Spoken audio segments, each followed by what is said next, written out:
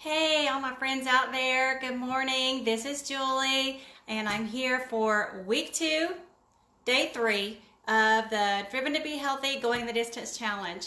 And I am coming to you this morning live from the volunteer state. Do any of you know what state is the volunteer state? I don't know if there are any history buffs out there or not, but there's a reason that we are called the volunteer state. And just post that in the comments if any of you know why that the state I'm living in, the volunteer state, is called the volunteer state. Hey Marty, good morning. Glad that you're hopping on and joining me this morning.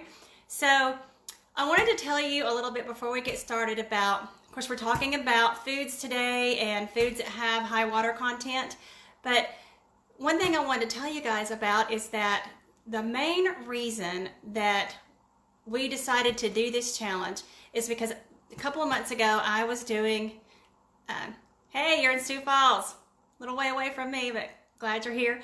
So good morning, Derek. How are you? Hope you're doing okay. Been thinking about you and your family a lot, and been praying for you guys. So anyway, the reason I have a tendency to get sidetracked real easy. The reason that we started this program to begin with is I was doing the article on water and why water is so important to the body.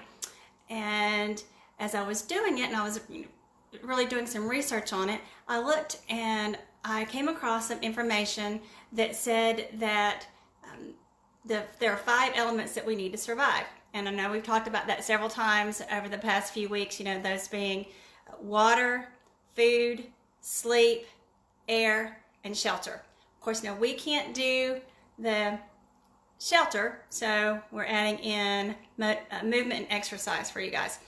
But with that being said, when I came across those, I thought, you know what?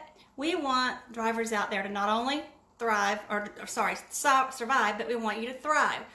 And so that's the way I reached out to Hope and asked her if she'd be interested in working with me on this health challenge. And she's been a tremendous blessing, and glad she's been able to be a part of things. But with that being said, I'll go ahead and get started. And I have a little trivia out there. If anyone knows the answer to this, let me know. That your body is made up of a certain percentage of water. And I'm wondering if any of you know approximately how much that is. If you do, post that in the comments and let me know. And who knows, we might have something out there for you. Good morning, Rachel. Hope you're doing good.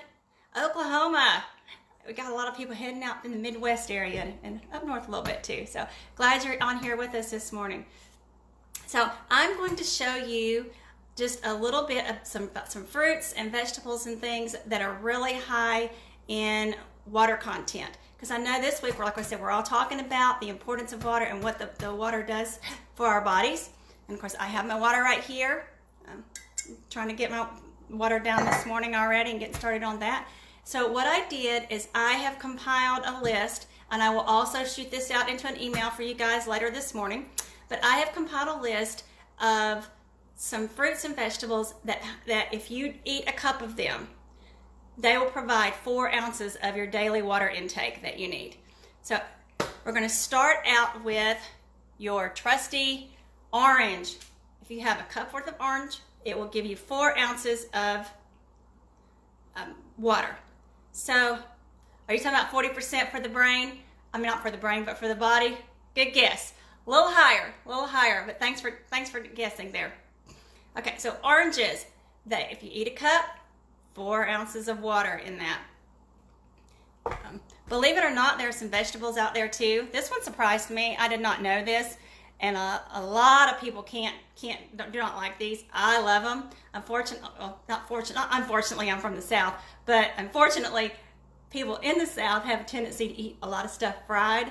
And so I don't know how you all grew up, but in my family, it seemed like everything was fried. If we were having a meal together, when I was a kid, it was, fried squash, fried okra, fried cube steak and gravy, which is, homemade gravy with a lot of flour and stuff in it. Everything was fried, and I still love some good old fried food. I just don't eat it very often now. All things in moderation, right? Anyway, so okra, actually, if you eat a cup full of okra, well, I see a lot of people don't like them, even though they have a lot of good stuff in them. Okra has a high water content. Like I said, everything I'm going to be showing you today is at least 4 ounces of water for a cup, if you eat a cup of it. So water in our okra. Now, the highest one that I have found, and you guys can let me know if you hear anything differently, and you may have some great suggestions, because I don't claim to know it all. I'm just trying to throw some things out here for you guys, just to give you some options and different alternatives of things that you can do. So here is my handy dandy watermelon. Watermelon seems to be the highest one of all, and as you can see, I don't know if you guys can see floating in here, it already has created a lot of water in there. Definitely high in water content. Now, if you can have the room and the space to go do a watermelon, a big watermelon, obviously you're going to get a whole lot more bang for your buck and get more money. But I just chose to pick these up, and guys, I am not like, I don't get anything back from Walmart or anything, but I do live in a small town, and we don't have a whole lot of the shopping places, options to go that a lot of people have, and so I end up at Walmart a lot. So that's where I went to pick up a lot of this stuff. But in these little containers here, and they're not actually extremely cheap, but they are. It's really good for you and easy to store.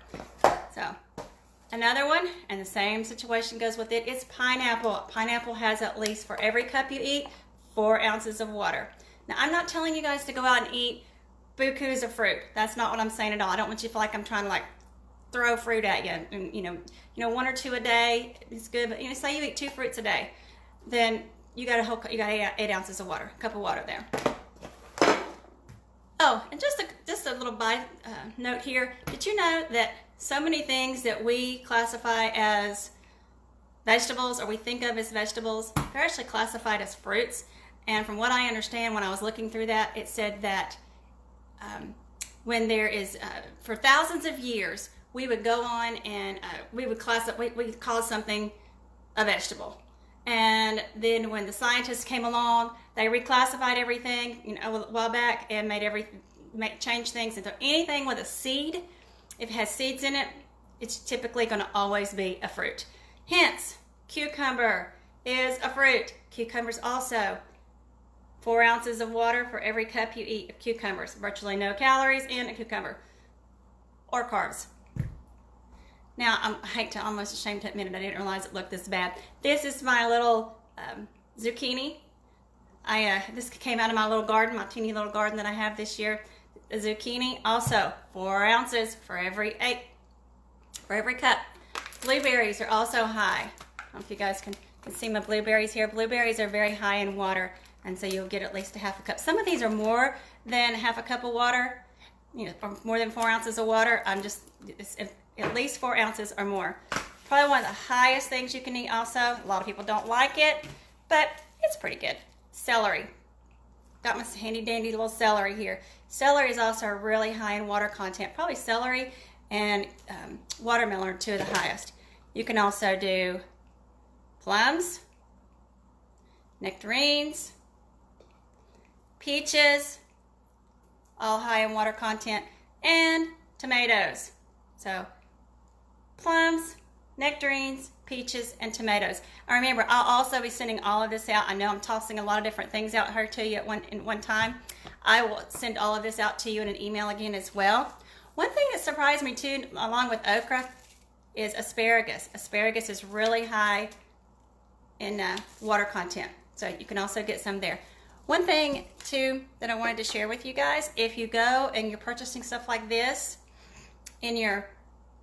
from the store, you may want to look at investing in, and this could be fruits, vegetables, whatever you do. You want to be investing in some glass containers, because a lot of this stuff right here, it's gonna be full of BPA, and you don't want to leave it in it too long. So you want to go ahead and get it as fresh as you can, and get it out and put it into some glass containers. Once again, I think these came from Walmart, and if you're going to be putting anything in the microwave or cooking anything, you want to have it in something glass so that the plastic doesn't leach out into the food when you heat it up. So I just get these, you can get them like this. They can look like this, whatever works. So be sure if you're watching on the replay, to go back in and type in where you're at this morning. My 2 trivia questions today: who knows what state is the volunteer state, and how much of the body is actually, what percentage is water? And I'll post the answer to that tonight. And but I do want to tell you that your brain and your heart are 75% water. So they are made up of 75% water. So doesn't it make good sense that we would want to put that stuff in there? Hey, Kelly, good morning. Well, you're not too far from me. You're on the other side of my state. Oh, I just told you. Oh, well, now you know where the volunteer state is.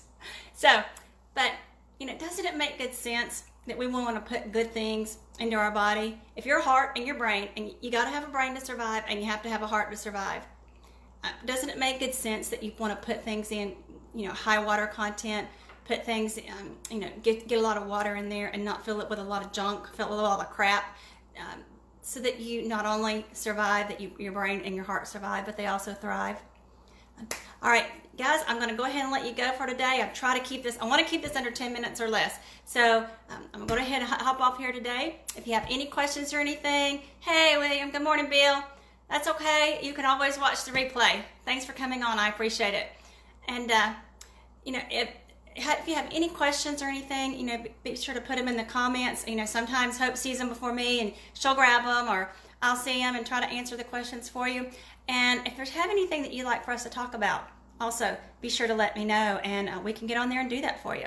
All right, thank you so much, guys. Hope you have a great day out there. Stay safe, and I will see you again on Friday. Bye.